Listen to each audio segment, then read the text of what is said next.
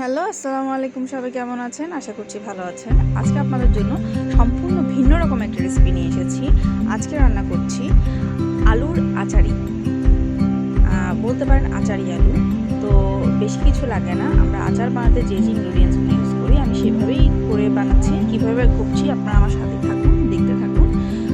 এটা যদি একবার বানিয়ে খান তাহলে আপনি মাছ মাংস রান্না পর্যন্ত ভুলে যাবেন, এত টেস্ট।